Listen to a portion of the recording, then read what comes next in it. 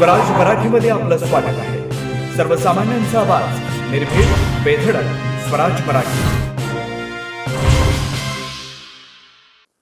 नमस्कार, Swaraj Marathi news channel मध्ये आपलं स्वागत आहे. पाहूयात आजच्या टॉप 10 घडामोडी.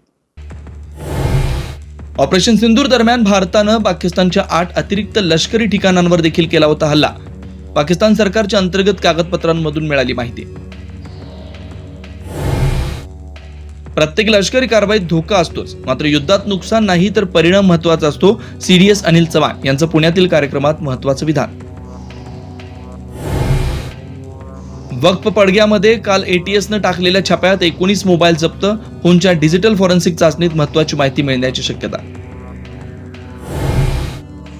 राज्य महिला आयोगावर नव्या अध्यक्ष नेमा. रुपाली चाकणकर अध्यक्षपदासाठी योग्य नाहीत. महाविकास आघाडीच्या शिष्टमंडळाची राज्यपालांकडे मागणी.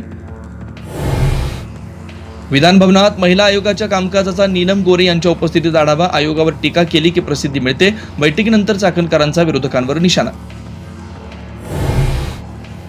कोर्ल्यातील मदर डेअरीची 8.5 हेक्टर जागा धारावी पुनर्विकास प्रकल्पाला. राज्य मंत्रिमंडळ बैठकीत निर्णय. प्रकल्पाच्या नावाखाली जागा अदानी समूहाला देण्याचा घाट. वर्षा गायकवाडांचा हल्ला.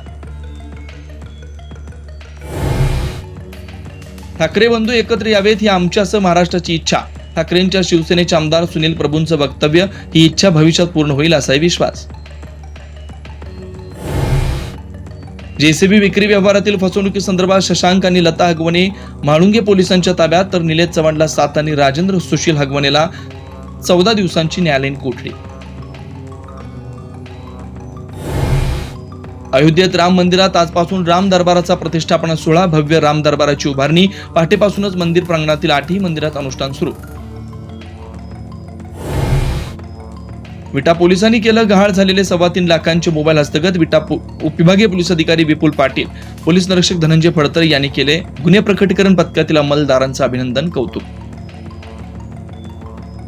आजच स्वराज मराठी न्यूज चॅनलला लाईक करा, शेअर करा आणि सबस्क्राईब करा.